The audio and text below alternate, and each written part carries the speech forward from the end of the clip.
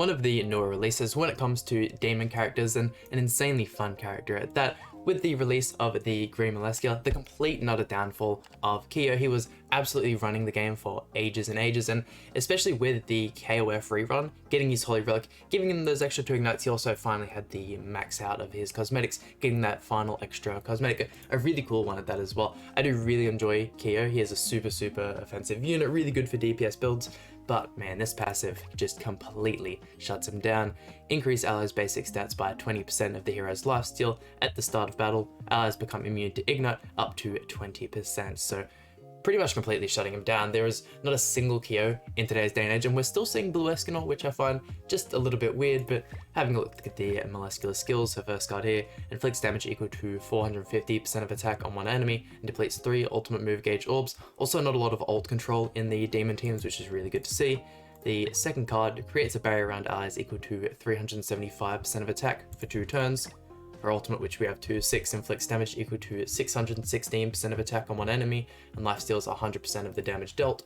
Her commandment, which, although we're not going to be using in today's video, at the end of every turn applies 2 ignite effects for 5 turns on the hero or heroes who haven't used skills in PvP.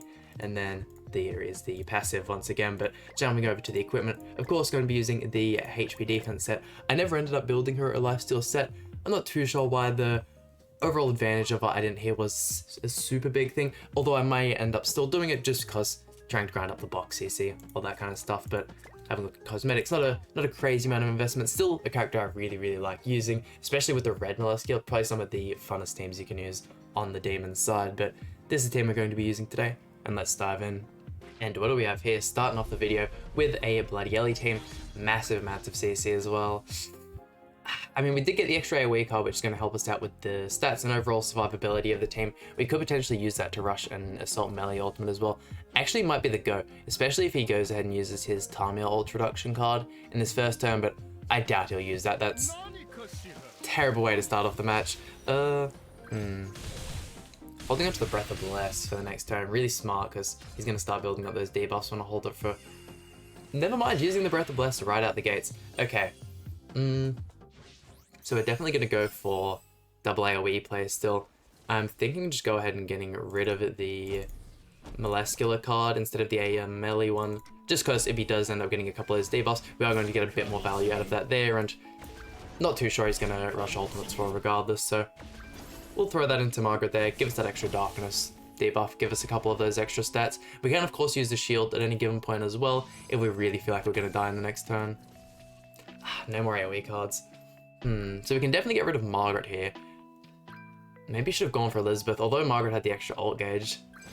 Definitely want to go for the Elizabeth ultimate instead. That or the Tommy ultimate, just being AoE ultimates, all of these PvP characters. If you're using a character in PvP, you usually want to have them fairly high ult levels, so they can go ahead, get the job done, one tap. That's the main reason why I prefer the Trader Melee ult over the Elizabeth ultimate, is if you're gonna have a big, strong, powerful ultimate, why not just have it kill? Let's go 1, 2, and then hopefully Esteros can lifesteal a bit of HP back here, because a little bit scary having him this low. That'll apply the extra darkness, that'll give us the encroach, pretty much just allowing us to do as much damage as possible in the level 2 covert action. It's really like 800,000 or something, right? 1 million damage, way better. And then straight back to full HP. Man, Esterosa is so good, it's crazy. Okay, Margaret and Tamiel are still alive. He still hasn't used that ult reduction card, so we can 100% guarantee that one's coming out in this next turn. Who do we probably want to get rid of? Oh, if he's going for the Tamiel, we'll 100% get rid of him in this next one. Crazy amount of shield cards. Isn't going to be the greatest thing in the world, however. MELASCULA doesn't seem to be drawing in a super high amount of cards, whereas sometimes when you have these characters on the lesser good end of the scale when it comes to their cards, Ludociel, Kyo, that kind of bunch, they just become absolute card magnets. It's going to be really hard to deal with. I really like an AoE here. Let's go 1, 2, and then I think I might chuck out the melee ultimate. Because the time he'll put up the stance, he's going to soak up all the damage of the other two anyways, so there's no way he's going to be able to survive this one. Esteros might do some pretty decent damage as well. Perfect. What do we reckon from the Assault Melee ultimate here? 1 million damage, maybe? He's on a HP defense set. Wow, really that low?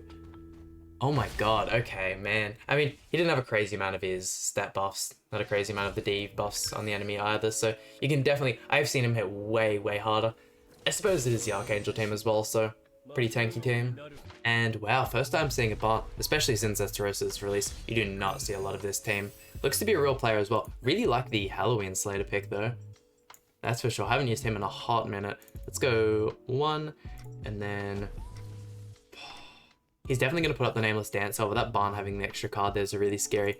I think I might go for the double attacking Barn in all honesty. Probably going to be a mad misplay on my behalf, but that's right. We'll see how things go. Another Darkness debuff, so that puts him on 3 right at the gates. Man, the Arthur... If we can shoot him with really weak cards, we can... Oh man, I really should have put at least 1 more debuff on Arthur there. Having the 2 AoEs would have been really good. Oh, a good amount of Esterosa cards. We'll just have to see how this goes, because if we had had the Arthur on 2 Darkness debuffs, we could then pretty much do it throughout some weak cards, not allow him to get really, really low, and then just finish him off with a covert action card, something like that, the Tentacle Blade. Not rushing the Barn Ultimate, which is really good for us. Let's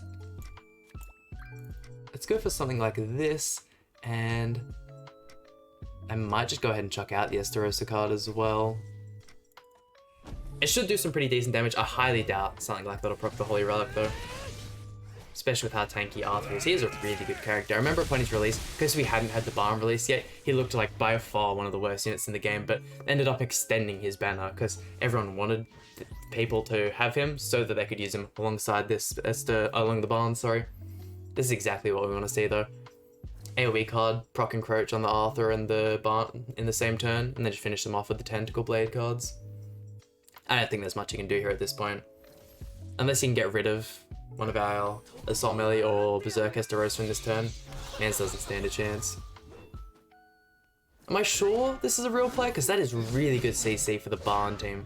Especially since you'll be using HP food. But that is such a weird play on the Melascula.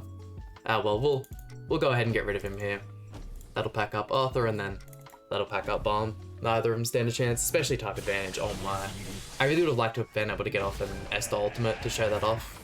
Being type, the only team pretty much in the game will get full type advantage, but it can be a little bit hard. Especially since attacking into the Nameless Dance, you are going to lose a lot of your ultimate gauge, or you're going to lose any ultimate gauge.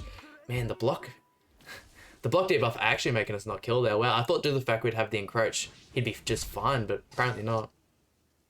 Twigo coming into the front with the taunt there. God, a lot of our cards in our hand are actually just that shield card taking up a whole lot of space.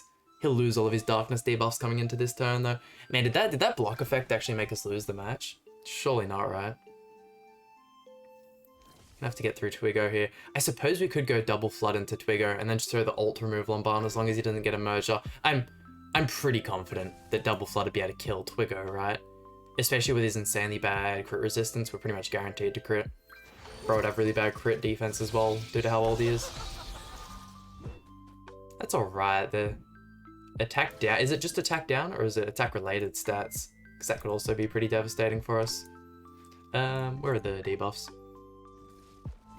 Oh, okay, it doesn't actually tell us. That's alright. 1, 2, and then ult removal. I'm not too scared about us tanking or having to tank the Slater. Wow, you're really gonna be able to tank all of this, Twigo? Oh no, we're gonna have to cover Barn ult to the face. Oh, the block did him so much wonder. Oh god. Oh no. I mean, we could just pray. We do have a couple Darkness debuffs on everyone. We could just pray that our stats are so good that we just end up surviving, right? Melee has absolutely no buffs on him either. He's played this really, really well, the Barn player. God damn, man. Why couldn't you just kill? He had Encroach on him. Surely, man. Surely the Tentacle Blade doesn't actually need the effect. You can just be broken without it. Oh, especially with the Heart Crusher, where as good as dead. Yeah, there's no way we're surviving this. The fact he doesn't even need the Rupture effect on his ultimate, where as good as dead. Oh god. Actually losing to Barn teams with us. I mean, he still has the Slater ultimate. I'm still really surprised he tanked that. Cool to see the Slater animation though. And what do we have here? Someone actually using Melascula? I wonder if this will be the Green Melascula, if we actually We're actually getting a Ditto with this team. That is crazy, crazy rare. Let's see, double AoE. Do I even want to use the single target card? I don't think I do. Let's put up the shield instead. Probably not the greatest idea because the melee will get the rupture anyways, but it at least helps cycle out our hand a little bit. I'm really... I end up going first against assault melee teams, and even when they're not using Sigurd, I still feel like I'm at a disadvantage going first. It's terrible. What's he gonna go for? Shield card of his own. Probably not the smartest idea that I went ahead and used my other one, because I could have used a rupture to easily remove his. Okay, it doesn't look like he's gonna be able to kill Aristarosa in this turn. Perfect. And then I still think we go for the kill on you instead. Let's go 1, 2, and 3. Covert action, Tentacle Blade will easily be able to finish him off. Honestly, probably didn't even really need to use the Flood card on him. Even if it comes to lifesteal though, I think he would have still lifestealed to full if we just had to use one of these to apply an extra darkness on him. Perfect. I mean, he still does get 3 cards in this turn, so him triple attacking into Aristarosa would still be able to kill him, but with that being done, our assault melee would get a crazy amount of stats. And also put out a good bunch of debuffs on him, so it's put us in a really good spot. Actually, I have the rupture card in this turn to get rid of that. Yeah, he's gonna use all of it. Wow, that was really good damage from MELASCULA. Oh, he actually tanked. Let's go. Let's go. Surely there's a forfeit or something there? No? Okay. I honestly don't care about your MELASCULA. Let's go for this here. Why not? See if we can lifesteal back to full. Have your MELASCULA not kill us. Actually, now that I think about it, not on a crazy amount of banners. She's not a limited unit, but they just don't showcase her enough. There we go. Did we have the block debuff on us again? No. Why did we do so little damage there? Really weird. Oh well, I highly doubt Esteros will be able to tank this one as well, but actually won the Ditto, which is always nice to see. Really good ultimate animation as well. Big fan. Oh my god, and he survived. Yeah, bro's definitely got a low ult level MELASCULA as well. Let's inspect real quick. It's probably 1 or 2 6 like mine. Yeah, 1 6. Unfortunate. We'll throw these off and then we'll get on to, I think it's our final match of the video. Damn, I should have used the Tentacle Blade card. That's alright though. Second final match, I was mistaken, but on a pretty good win streak with the Esterosa team. And this is probably where it's going to come to an end. Yeah, I really don't like this regardless of how good getting the extra melee card is. Really just gonna have to wait this one out though. Playing it really smart. The fact that we got the extra melee card, that however is really nice though. We could go for Esther ultimate turn 2. Or turn 3 probably, because this is gonna be turn 2. I don't really mind that untap the shield. It made us take less damage and we still get the stat increase. Still throws out the debuff. Regardless of how we ended up playing that turn, he was going to get his Esterosa. Or his, sorry, not his Esterosa, his Sigurd passive proc. Going over to his turn. We'll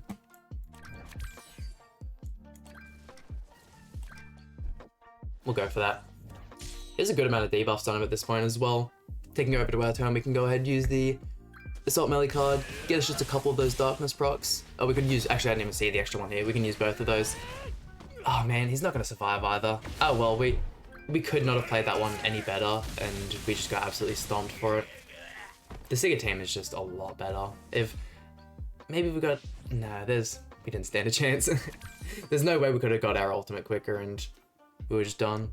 And thank God we didn't leave the video on that note, but it was only in one or more of my recent videos that I was saying I didn't feel like I was seeing as many Esterosa teams as I thought I would, but especially as if these last two, I feel like we've been seeing a good amount. And still not as much as I thought with how big and cool of a release has been, but well, let's go for double or reduction on DN there. Because we can almost guarantee he's going to put up that taunt turn 1. And I wonder if he'll end up using the Margaret Breath of Blessed as well straight away, or... Yeah, DN's such a scary character. Especially with the Ominous Nebula Zeldris banner having Tamiel on it. I said this previously, but I may have to go 2 rotations on that banner, because if I could end up getting man, even 4-6 would be an absolute just blessing. He is so ridiculously strong and does so much for so many teams. Even in PvE events like Skull and Hardy, there's a ridiculous amount. The heal back after every single attack is so broken. Let's see, you've got the 3 on you, so we can go 1, 2, and Melee has that ultimate.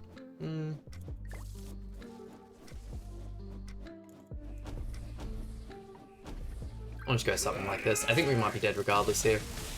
Ult reductions are pain to work with. Could I have used the Tentacle Blade card instead 1-tap Dian? Because if I had been able to get 2 cards into melee, that definitely would have been able to kill him off. Oh, never mind, does 1 card kill melee? Oh yeah, we're... You see what I mean? This team is... This team really is something else, man. If only the Zeldris had just a slightly better kit. The Infect card is going to do absolute wonders for the team, especially if he has a good crit chance. Being able to proc that crit heaps on the Infect card.